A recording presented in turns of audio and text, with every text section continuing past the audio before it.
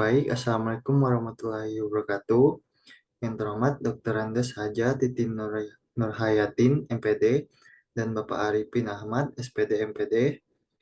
Sebelumnya, perkenalkan nama saya Hedi Sandaka dengan NPM 215060028 sebagai moderator dari kelompok 4 dengan materi pelaksanaan membaca dan menulis yang beranggotakan yang pertama Tarisa Amelia Putri dengan NPM 215060002, Gepira Zaira Sopa dengan NPM 215060015, Apina Isni Asyati 215060017, dan saya sendiri Hedi Sundaka dengan NPM 215060028. Baik, untuk masuk ke materi. Untuk pemateri pertama, saya persilakan. Baik, di sini saya akan membahas yang pertama mengenai pembelajaran membaca.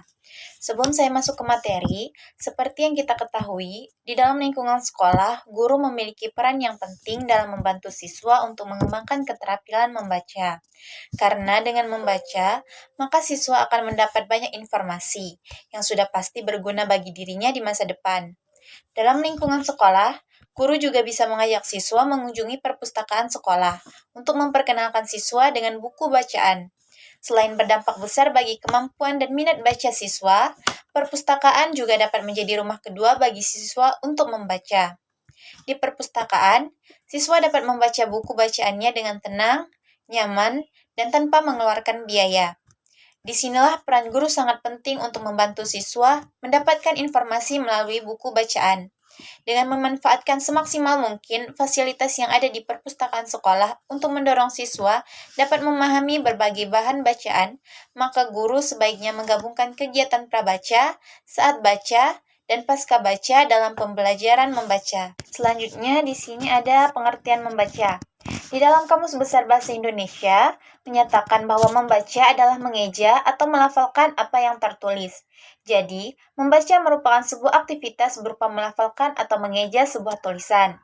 Membaca merupakan suatu kesatuan kegiatan yang terpadu, mencangkup beberapa kegiatan seperti mengenali huruf dan kata, menghubungkannya dengan bunyi serta maknanya, dan menarik kesimpulan mengenai maksud bacaan tersebut. Jadi, di dalam kegiatan membaca itu dimulai dengan melafalkan atau mengeja huruf-huruf, kemudian dari melafalkan huruf tersebut menjadi suku kata, dari suku kata menjadi kata. Nah, dari kata barulah menjadi kalimat. Contohnya, pertama melafalkan huruf terlebih dahulu, misalnya I, N, I, M, A, M, A. Kemudian menjadi suku kata, ini, mama. Nah, dari suku kata menjadi kata, ini mama. Nah, baru dari kata menjadi kalimat, ini mama. Selanjutnya ada pengertian membaca menurut para ahli. Yang pertama, menurut Mr. Tampu Bulon tahun 1987, membaca dapat diartikan sebagai pemikiran, metode membaca sebagai sebuah proses penalaran. Yang kedua, menurut Yunus tahun 2012, membaca adalah aktivitas membaca agar dapat memperoleh informasi yang disampaikan di dalam bahan bacaan. Yang ketiga, menurut Tilar tahun 1999, pada halaman 382, membaca sesungguhnya adalah fondasi dari proses belajar. Membaca adalah kunci untuk membangun masyarakat ilmu pengetahuan atau knowledge society. Yang keempat, menurut Tarigan tahun 1985 pada halaman 32, membaca adalah suatu proses yang dilakukan serta dipergunakan oleh pembaca untuk memperoleh pesan yang hendak disampaikan oleh penulis. Selanjutnya di sini ada tujuan pembelajaran membaca. Dalam membaca pasti memiliki tujuan, karena seseorang yang membaca dengan suatu tujuan cenderung lebih mudah memahami isi bacaan, berbeda dengan orang yang tidak memiliki tujuan. Nah, tujuan yang pertama yaitu menikmati keindahan yang terkandung dalam bacaan. Contohnya puisi. Ketika kita membaca puisi, kita tidak hanya menikmati keindahan bahasanya saja, tetapi juga belajar memahami perasaan dan pikiran si penulis. Kemudian, dalam menikmati keindahan yang terkandung dalam bacaan atau puisi tersebut, kita bisa memahami pesan apa yang ingin disampaikan oleh si penulis. Tujuan yang kedua, membaca bersuara untuk memberikan kesempatan kepada siswa menikmati bacaan. Nah, ini bisa dilakukan dengan membaca bergiliran, dimulai dari guru. Guru membaca dan siswa mengikuti membaca, ini untuk kelas rendah. Atau bisa juga guru membaca dan siswa menyimak bacaan. Kemudian siswa membaca secara bergiliran. Yang ketiga, menggunakan strategi tertentu untuk memahami bacaan.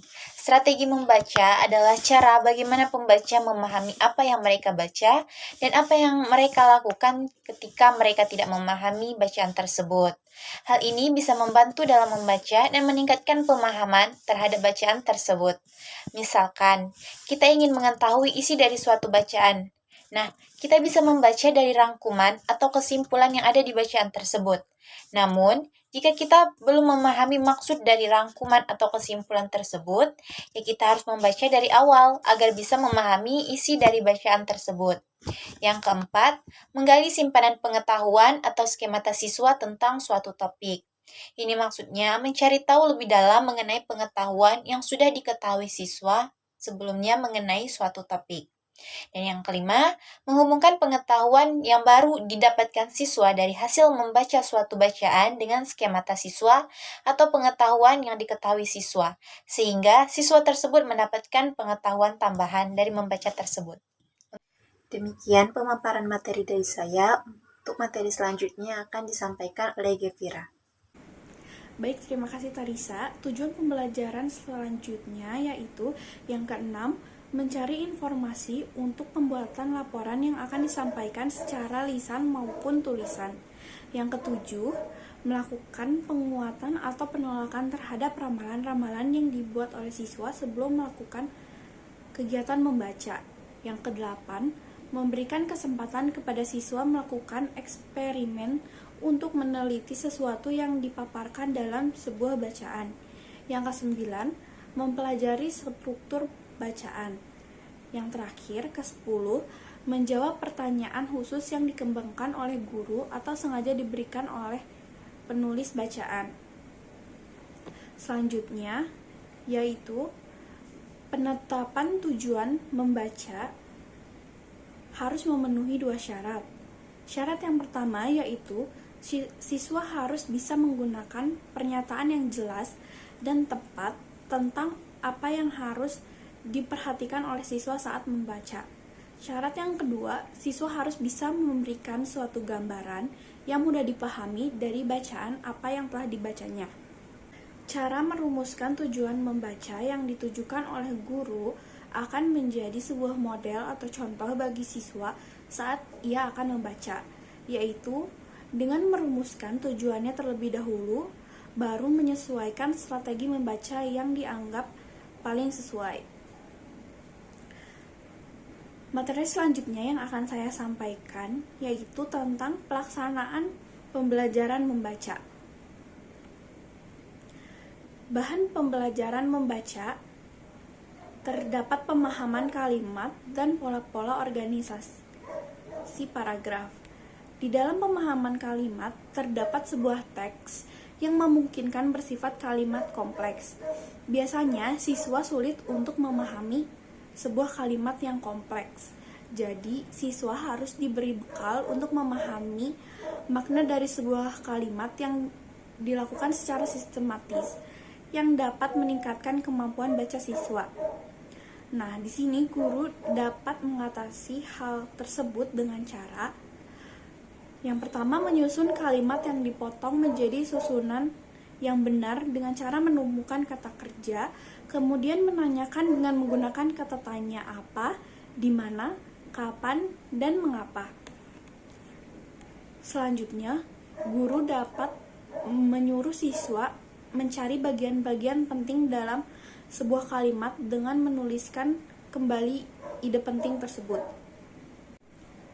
Selanjutnya, pola-pola organisasi paragraf.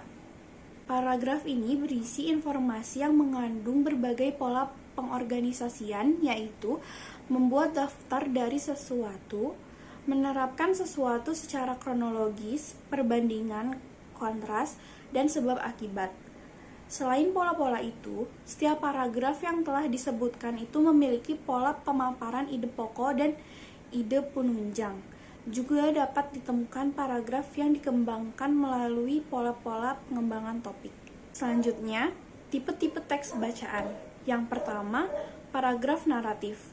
Paragraf ini biasanya memiliki beberapa unsur seperti latar, tema, pemaparan sifat-sifat, tokoh atau karakter, dan sebagainya. Untuk memahami teks tersebut, siswa perlu juga mengetahui jenis teks yang mereka akan baca. Kedua, paragraf ekspositori. Isi utamanya yaitu penjelasan. Biasanya terdiri dari bermacam-macam paragraf, dimulai dengan satu atau lebih paragraf pengantar, kemudian diikuti beberapa paragraf yang menerangkan topik. Pengarang juga sering menyelipkan beberapa paragraf transisi yang berisikan pikiran yang satu ke pikiran yang lain. Paragraf ekspositori biasanya ditutup dengan paragraf yang berisi kesimpulan. Yang ketiga, paragraf ringkasan. Biasanya, paragraf ini muncul pada akhir suatu kegiatan. Paragraf ringkasan berisi pokok-pokok uraian sebelumnya yang ditulis secara singkat. Paragraf memudahkan pembaca memperoleh gambaran tentang suatu tulisan dalam waktu yang relatif singkat. Guru perlu membiasakan siswanya menggunakan jenis paragraf tersebut untuk tujuan membaca cepat, guna mengecek penguasaan mereka terhadap pokok-pokok bacaan, atau apabila guru menginginkan para siswanya membuat skema untuk mencari pokok-pokok isi bacaan. Pengenalan ciri-ciri paragraf tersebut kepada siswa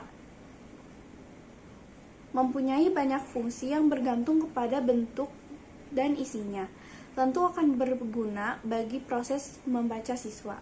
Jika siswa telah dapat mengetahui bagian bacaan yang dibacanya merupakan paragraf pendahuluan, ia akan belajar menyadari bahwa di tempat itu ia akan menemukan paparan pengarang yang berisi topik yang dibahas dalam karangan tersebut. Selain itu, jika siswa sudah mengenali ciri-ciri paragraf pendahuluan yang selalu diletakkan pada awal sebuah tulisan atau bagian dalam tulisan, mereka akan segera dapat topik yang dapat didiskusikan. Paragraf ringkasan juga sama. Jika siswa telah terlatih, mudah bagi guru untuk menugasi siswa tersebut untuk membuat ringkasan suatu isi bacaan atau mencari pokok-pokok isi bacaan dalam sebuah teks. Teknik dan strategi pembelajaran membaca. Untuk meningkatkan pemahaman terhadap keseluruhan teks, biasanya guru menerapkan kegiatan prabaca, kegiatan inti membaca, dan kegiatan pasca baca dalam pembelajaran membaca. Di dalam kegiatan prabaca terdapat gambaran awal yang berisi informasi yang berkaitan dengan isi cerita. Gambaran awal ini dapat membantu siswa untuk menyimpulkan isi bacaan. Selanjutnya, petunjuk untuk melanjutkan antisipasi. Ini merupakan sarana kegiatan awal pembaca yang bermanfaat dan dirancang untuk menstimulasi pikiran berisi pertanyaan-pertanyaan deklaratif yang sebagian mungkin ada yang tidak benar yang berkaitan dengan materi yang akan dibaca. Selanjutnya, pemetaan semantik. Ini merupakan strategi prabaca yang baik, sebab kegiatannya memperkenalkan kosakata yang akan ditemukan dalam bacaan dan dapat menggugah skemata yang berkaitan dengan topik bacaan. Prosedur ini dapat memotivasi siswa untuk membaca materi bacaan. Lalu, ada menulis sebelum membaca. Ini menyuruh para siswa untuk menulis pengalaman pribadinya sebelum mereka membaca materi hal tersebut. Hal ini membantu siswa lebih terlibat dalam kegiatan membacanya. Yang terakhir, ada drama atau simulasi. Ini dapat digunakan sebelum cerita dibaca untuk meningkatkan pemahaman. Guru biasanya menggambarkan situasi yang berkembang dalam cerita dan dapat membiarkan siswa menyelesaikan masalah yang ada dalam cerita tersebut. Lalu, siswa dibiarkan untuk menyelesaikan masalah yang ada dalam cerita tersebut sesuai dengan kemampuannya masing-masing. Selanjutnya ada kegiatan inti membaca, yaitu strategi kegiatan dalam membaca yang dapat digunakan untuk meningkatkan pemahaman siswa. Terdapat beberapa strategi dalam kegiatan membaca. Yang pertama, ada strategi metakognitif. Penggunaan strategi ini secara efektif memberikan efek positif kepada pemahaman seseorang karena dapat meningkatkan keterampilan membaca. Selanjutnya ada close procedure. Ini untuk meningkatkan pemahaman dengan cara-cara menghilangkan sejumlah informasi dalam bacaan dan siswa diminta untuk mengisinya.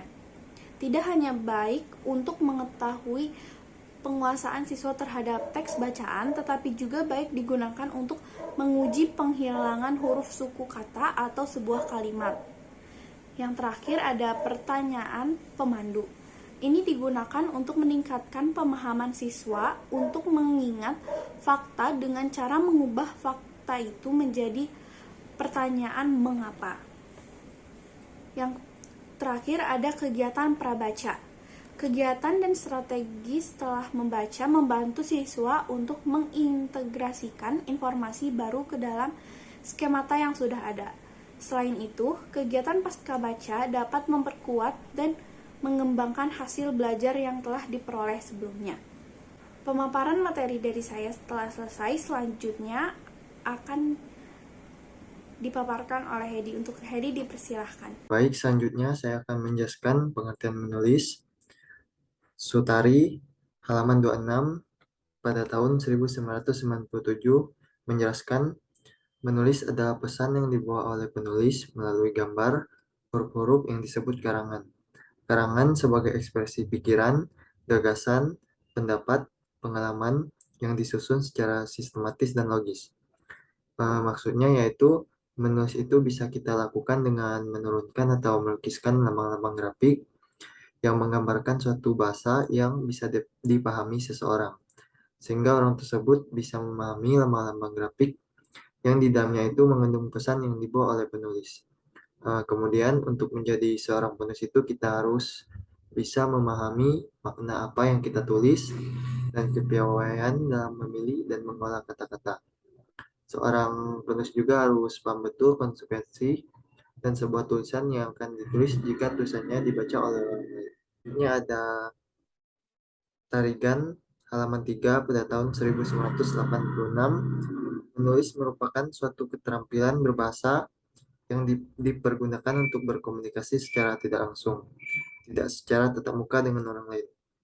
Maksudnya di sini yaitu untuk berkomunikasi dengan seseorang, kita itu tidak perlu bertatap muka, tapi kita bisa lakukan dengan cara menulis. Selanjutnya ada Ahdiya pada halaman 2 tahun 1988.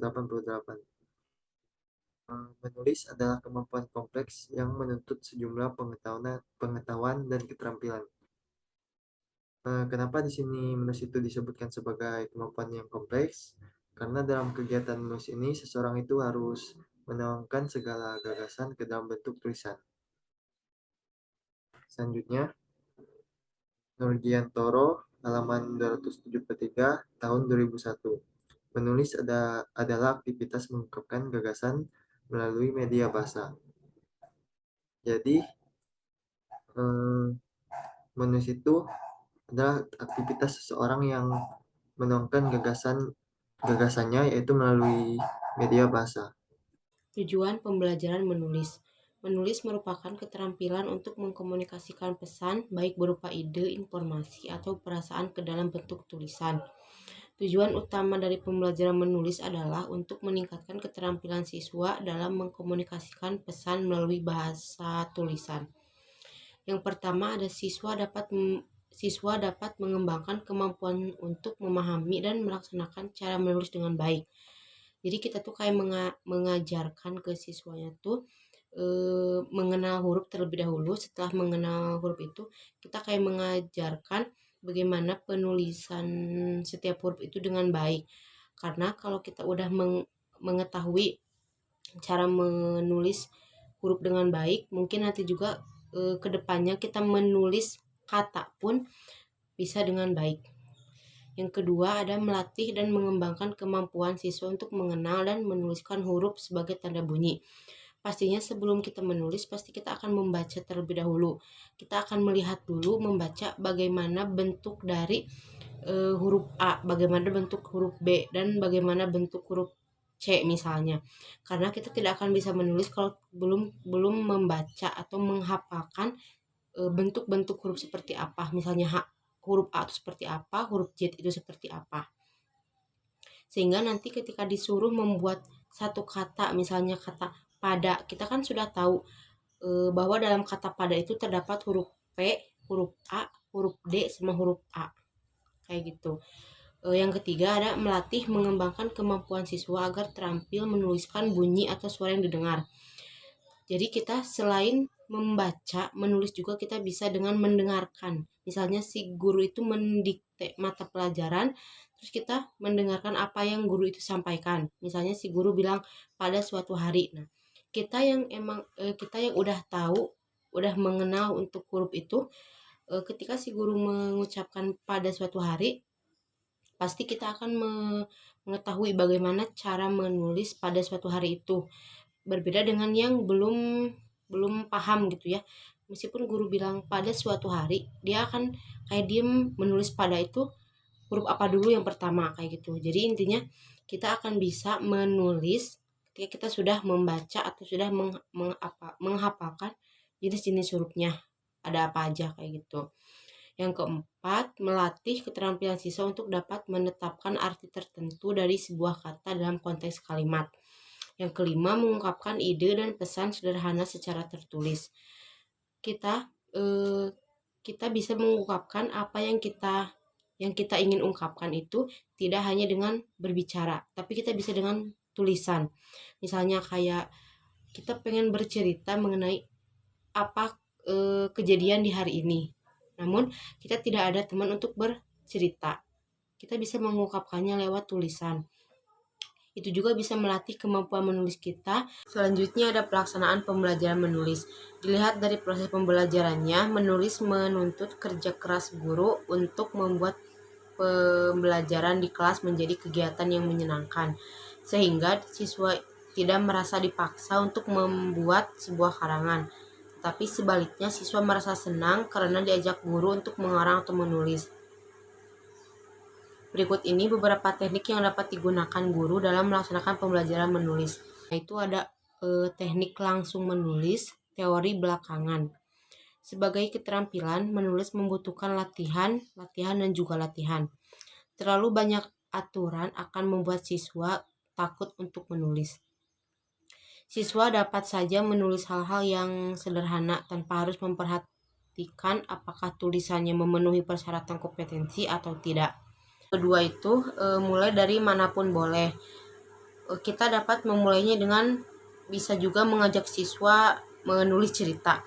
Contohnya seperti ini, si guru tuh kayak mengajak siswa untuk menulis cerita dia sendiri dari berangkat dari rumah berangkat ke sekolah tuh dia melihat apa aja, bareng sama siapa. Terus kayak misalnya dia ngeceritain, saya berangkat dari rumah pukul 6, di jalan saya melihat kayak gunung, mobil. Si murid itu kayak disuruh menceritakannya melewati tulisan. Ketiga ada belajar sambil bercanda.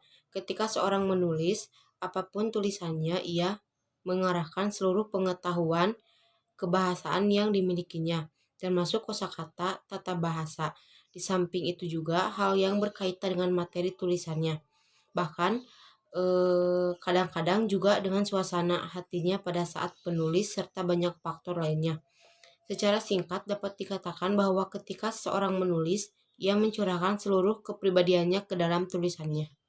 Yang keempat ada pembelajaran menulis non-linier. Jadi maksud dari pembelajaran menulis non-linier itu ketika kita mengajarkan menulis kepada siswa, itu tuh nggak harus berurutan, misalnya dari A sampai Z itu harus benar. Jadi gimana si anaknya itu mau nulisnya dari huruf apa, bisa dari P, bisa dari B, ataupun Z, ataupun X, biar mereka tuh ngenalin hurufnya dulu. Cuma nanti kita tuh ngasih ke anak didik tuh yang kayak tulisan, misalnya kata-katanya tuh saya. Nah, nanti si mereka nulisnya ngikutin huruf-huruf itu. Jadi nantinya mereka bisa menulis mengikuti aturan. Yang kelima ada berbicara, meniru, mendengarkan, menulis, meniru, membaca. Orang yang berbicara itu meniru apa yang dia dengar. Contohnya, sebelum orang itu bisa berbicara, pasti mereka mendengarkan dulu apa yang orang lain katakan. Misalnya, anak kecil kan suka bicara apa yang mereka dengar, mau itu baik ataupun buruk. Misalnya ada anak kecil, lalu kita tanya, misalnya kayak gini nanyanya, mamahnya kemana? Berarti kan dia mendengar apa yang kita ucapkan. Lalu ketika si anak itu melihat orang dewasa, dia pasti bilangnya mama, mama gitu. Itu kan artinya dia berbicara itu karena meniru apa yang barusan dia dengar. Kayak gitu. Terus yang menulis, meniru, membaca, orang yang bisa menulis itu awalnya meniru dari apa yang dia baca. Misalnya tuh anak itu kan diajarin menulis. Sebelum mereka menulis, pasti mereka disuruh untuk membaca, mengenali huruf-huruf. Setelah mereka membaca, lalu mengenali huruf, baru mereka bisa menulis apa yang mereka baca. Baik, selanjutnya saya akan membacakan kesimpulan. Pembelajaran membaca perlu difokuskan pada aspek kemampuan memahami isi bacaan. Oleh sebab itu, siswa perlu dilatih secara intensif untuk memahami sebuah teks bacaan. Karena hal ini berarti siswa bukan hanya menghafal isi bacaan, melainkan memahami isi bacaan. Dalam hal ini, maka peran guru sangat besar berpengaruh terhadap kemajuan siswa dalam memahami isi bacaan. Pembelajaran menulis dipandang sebagai suatu proses ataupun produk. Dilihat dari segi prosesnya, menulis dapat dimulai dari menggerakkan pensil di atas kertas sampai terwujud karangan. Juga dapat dimulai dari memilih buku yang akan dibaca, mencatat bagian-bagian yang diperlukan, dan kemudian digunakan untuk bahan yang dibicarakan oleh karangan. Pada diri siswa, keterampilan menulis dibangun guru melalui banyak latihan dengan menggunakan teknik atau strategi pembelajaran yang sesuai dengan karakteristik siswa. Beberapa teknik pembelajaran menulis yang dapat digunakan guru, misalnya menulis secara langsung tanpa mempedulikan teori, memulai menulis dari bagian yang paling disukai siswa, menulis non-linear atau menulis yang didasari dengan kegemaran membaca. Baik, mungkin itu saja yang bisa disampaikan oleh kelompok kami. Mohon maaf bila ada kekurangan kata. Saya akhiri, wabillahi taufiq wal hidayah. Wassalamualaikum warahmatullahi wabarakatuh.